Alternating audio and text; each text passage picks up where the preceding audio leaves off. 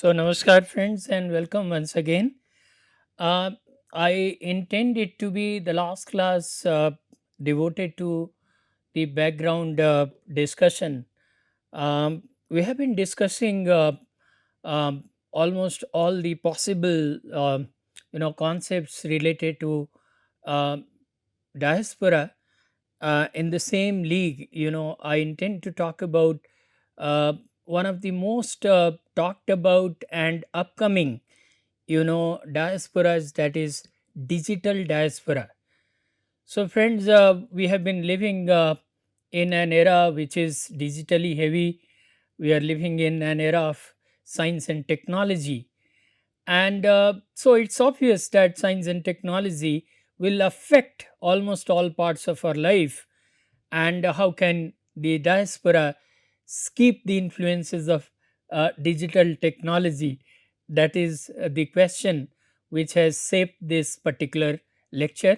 So, we are going to talk about digital diaspora, and this digital diaspora, in fact, refers to communities of people who live outside their homeland but stay connected through digital technology like the internet, social media, messaging apps, and online groups.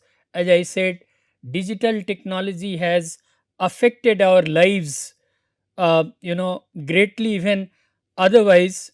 So, in diaspora also, it has affected the diasporic communities. So, the distinct online networks that diasporic people use to recreate identities, share opportunities, spread their culture, influence homeland and hostland policy, or create debate about common interest issues by means of electronic devices is what has been termed digital diaspora. Jennifer M. Brinkerhoff, defines digital diaspora as diaspora group that uses the internet. It also refers to transnational migrant communities organized through internet. So basically, it is a virtual community of people from the same country of origin who share a common cultural background through the web or the internet. So digital technology, you know, connects these diasporas across place and time. So media ecosystems such as internet and social media, as I said, the social sites like Facebook, Twitter, Instagram, Zoom, Skype, YouTube, etc. They have reduced the pain of separation and softened the isolation of connected users. Just think of the diasporic community earlier. For instance, the indentured diaspora, these people were taken far off from their countries, and they were even not able to make out to which part of the world have they been brought to, and where does it exactly exist. Friends, I can tell you an interesting story. When I was trying to locate Fiji on the world map, and after several attempts, I could not do that. And finally, I could spot it almost on the edges of the world. Just think, at a time when nothing of this sort existed, no technological aid, nothing to really figure out to which part of the world have these people been transported to, you know, what would be the situation of the indentured laborers. They landed in a place without knowing how far is it from their own country, to which direction, what climate, uh, you know and obviously it was very different. Even during 1950s and 60s, the diasporic people who moved from the country had no means to connect to their homeland, and the only means were by post or something, and that used to take lot of time. So even in the namesake we find that Gogol has been named Gogol under such circumstances where, a letter was expected to come from India and the letter never arrives on time. So even at that point in time during the 60s, the Indian community or the diasporic community had to depend on the traditional means of communication. Um, and that was another reason why these people missed their families and their place all the more. But then think of today, and we have all this sophisticated technology. We can easily make video calls and can virtually, become part of all the celebrations back home. So, how this digital technology has transformed our diasporic experience, and how the kind of nostalgia, the kind of pain of separation, isolation, etc., that once we used to, feel, has been nullified to a great extent. So digital diaspora refers to diasporic communities connecting with each other in digital spaces using digital technology. And so the key features of digital diaspora are online communities. They are indulging in cultural exchange through digital media and digital platforms. Their relationships are transnational, and they enable people to stay connected despite living in different places. Identity formation, um, is done online, like, they construct and negotiate with the diasporic identities, allowing people to connect with those who share similar backgrounds. So the people of the similar background connect to these digital groups, and indulge in dynamic exchange of their cultural practices. If we look at this phenomenon, this has several names with little difference, like, altogether it is known as digital diaspora. There are other names like e-diaspora, that is electronic diaspora, web diaspora, net diaspora. So an e-diaspora is a migrant collective that organizes itself and is primarily active on the internet. Its members interact and build community through digital exchanges using online platforms and technologies to maintain connections, share culture, and negotiate identity across borders. So, um, web diaspora is another term which is used often interchangeably with e diaspora, but it specifically emphasizes the use of the word Wide Web as the main medium for diasporic interaction. So, it refers to dispersed communities whose primary means of communication, organization, and cultural expression is through websites, online forums, and other web based platforms. Net diaspora is another variant of e diaspora. As I said, they are all contained in digital diaspora, but then they have slight differences: e diaspora, net diaspora, and web diaspora. So, net diaspora is another variant of e diaspora, highlighting the role of digital networks, the internet, the social media, and other online networks and platforms in shaping diasporic communities. It underscores the networked nature of modern diasporas, where connections are created, maintained, and transformed through digital interactions rather than solely through physical or face to face contact. Mind it, friends, there was a time when no such digital technology existed, where the people can connect with each other digitally. Now this digital connection has made it possible for them to remain connected on a daily basis, and we always become part of some WhatsApp group, or we interact through our friends and colleagues using other social media platforms, where we share all our achievements, all our joys, all our concerns. So there was a time when the diasporic communities had to come together in order to remain connected physically, because there was no means to connect virtually. Now that the virtual connectivity is possible, they are connecting with each other virtually. So apart from physical connections are also there time and again during celebrations. But this digital technology has given them another way to connect with each other, and you know acts as a very significant medium of connection between them alongside their physical or face to face contacts. The net diaspora concept encompasses the broader digital ecosystem beyond just the web, including social networking platforms, messaging apps, and other online tools that facilitate transnational community building. So, what are the functions?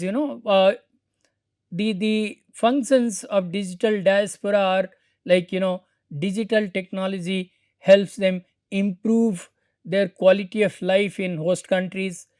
It contributes to their socio-economic development in the homeland, because what was once considered very very difficult has now become very easy. Remittances, for instance, earlier it was very cumbersome to send remittances back home using traditional channels. Now this has become very easy. So there is easy connectivity with home. At the same time, as I said, the digital technology has provided you uh, very sophisticated technology where you can make video calls, can become a virtual member of any celebrations back home, and that way you never feel you are left out or you are alone. So and this also creates hybrid identities and encourages solidarity among members, because there is more dynamic exchange between them, there is better connectivity between them. The opinionated natives in their host countries can now take part virtually in every activity, from attending a marriage ceremony to the oath taking ceremony of the new government back home. And that way, they have greater share both in the host country and the home country, and keep an eye on whatever is happening in their home country as well. So they don't have to really feel left out or disconnected if something of consequence is happening in their own country. They have their opinions. So uh, recently we have seen that the people living abroad have reacted sharply on the world fora uh, against the killing of innocent tourists in Jammu and Kashmir. So obviously this digital diaspora has helped them voice their feelings and concerns for their people, their country. And this is a very important connect. So it encourages to form voluntary associations and collective identities in virtual spaces. uh, Expression of their identity online in order to protect themselves against their marginal status in the host country is another benefit of digital diaspora. The people don't feel they are alone, and again, expressing oneself in the digital space is comparatively easier compared to expressing it physically, because it has massive outreach, and if something is posted on internet, it goes global in no time.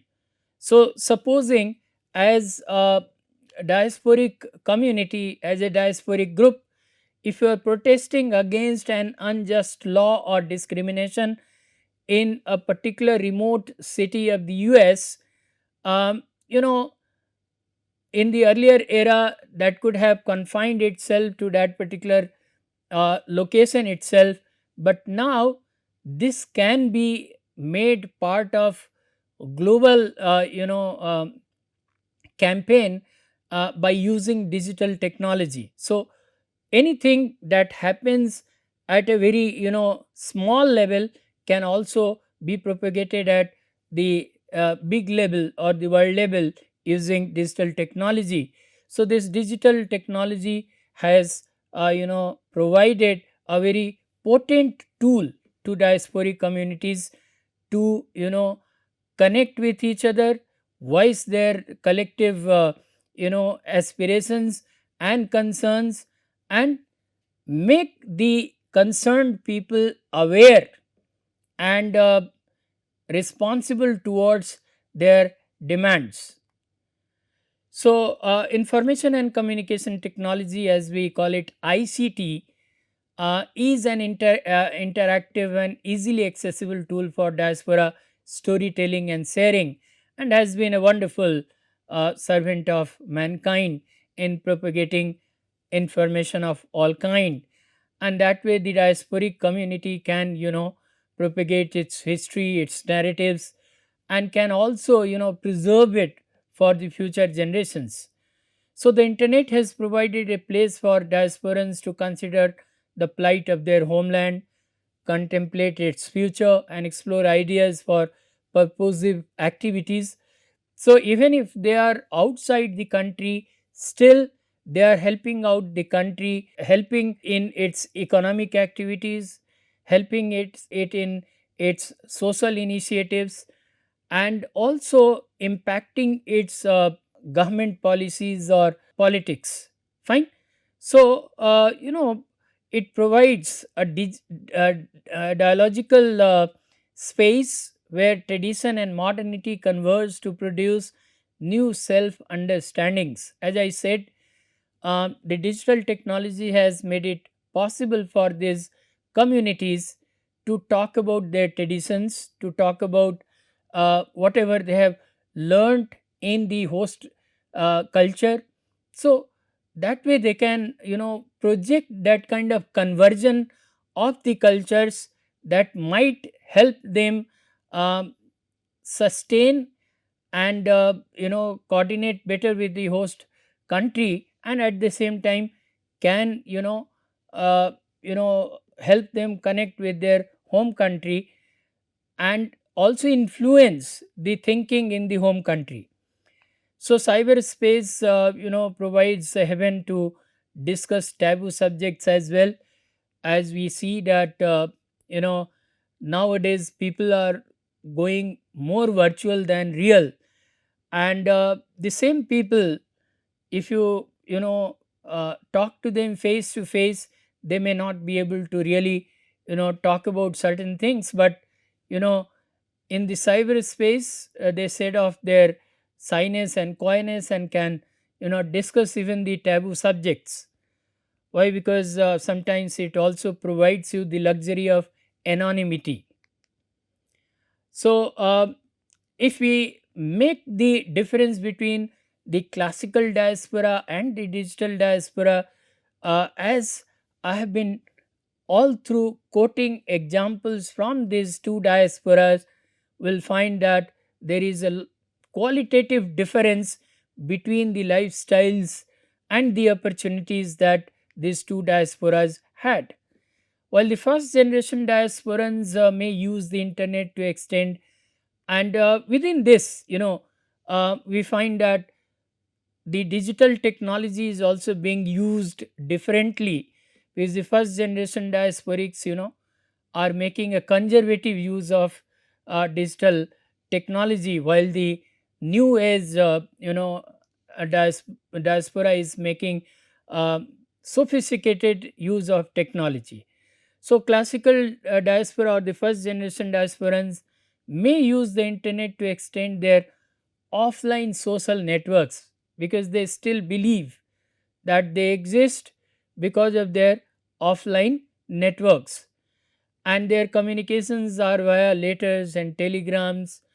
Uh, One's homeland lacks physical manifestation for them. As I said, those were different times, and so these people had different means of communication, and they had lot of limitations, um, as far as their physical proximity and physical manifestation of the uh, homeland was concerned. While in the digital diaspora, younger diasporans are more likely to connect exclusively online to support hyphenated identities. So rather than coming to India to get a feel of India, the younger generation diasporans would like to connect to India in the virtual space. So mostly we'll find that communication is through the internet. There are video blogs, there are blogs, there are websites, there are emails, etc. And such diasporian connects to the online version of home through social media. So there is a difference between how the digital technology or the technology as such has been used in the classical diaspora and is being used in the digital diaspora. So, if we talk about the merits of digital networking in diaspora, we'll find that this has brought about a revolutionary change in the lives of the diasporic people, and has a big impact not only on the life of the diaspora community, but also their connect with home. So it is much more dynamic, much more influential, much more connecting between the diasporic community and the home country. So if we talk about the merits, it develops new relationship with host community. That is one. It nourishes old relationship back home. Okay, so that way it acts as a setu, a bridge or a connect between the old and new. It helps rediscover lost ties back home. So friends, you might also have realized that Facebook and such platforms have helped you connect to your friends who are lost to time. It happened with me, long after I lost connect with many of my college friends. I tried searching for them in the virtual space, in the Facebook, and I found many of them and got connected. So this digital networking has really helped those Indians abroad who had almost lost ties with home to rediscover it through digital technology, and has resulted in a big family in cyberspace. So there are groups with millions of members, and that way the people who are part of that feel connected to this big global family. So this digital networking in diaspora has brought together all the diasporic people alongside the native Indians, and they all share a sense of being part of the same big family. So these are some of the references for this particular lecture. You can refer to this. uh, if I was to tell you about some of the examples of digital diaspora, uh, we find that this has helped us remain connected, and mostly this has helped us make the younger generation feel uh, you know what stock or what roots they come from, and to make them understand the nuances of our native culture. For example, a Nigerian in Canada watching Nigerian YouTubers joining Facebook groups about Nigerian politics and sending money home through apps is a part of a digital diaspora, and this has become possible because of the digital technology, that even if that Nigerian is living in Canada, he he or she can still get connected to the native land through different exposures to programs in digital media.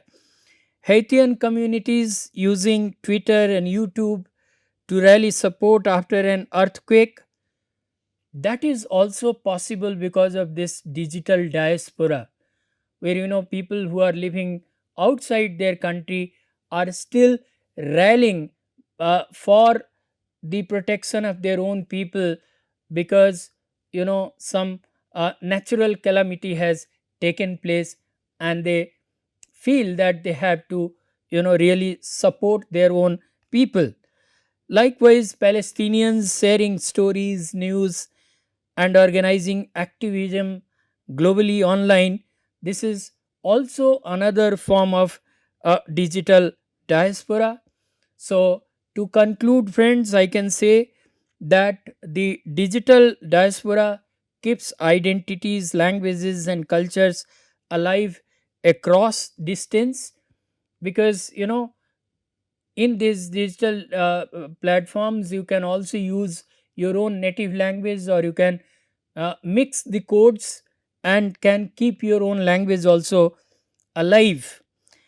It also creates a new hybrid culture, mixing homeland culture with the hostland culture. It can mobilize political activism globally, as we have seen for many people. Recently, the Indians in UK protested in front of the Pakistani High Commission as a protest to the killing of innocent tourists in um, Jammu and Kashmir. And so it can make faraway places feel emotionally close again. As I said, using digital technology, you can establish better connectivity. You can virtually belong to a particular event that is taking place uh, thousands of miles away from the host country, in your own country, in your own family, and can never feel that you are you know you are alienated, or you are separated from it. So digital diaspora in nutshell refers to the diasporic communities use of digital technology, so that they can lead a productive, happy life, uh, maintaining ties both with the host country and the home country. So, friends, with this, I conclude this chapter. From the next class onward, we are going to talk about the diasporic fiction, the fiction of Indian diaspora. I intend to begin with the doyen of Indian diaspora. Whenever we talk about Indian diaspora, the first name that comes to us is that of Sir Vidyadhar Suraj Prasad Naipaul, popularly known as V.S. Naipaul, the Nobel laureate from Trinidad of Indian descent. So, friends, from the next class onward, we'll start our discussion on the fictions of Indian diaspora. And first of all, we would like to talk about V.S. Naipaul. So, thank you very much. Stay tuned for that. Uh, hope to see you.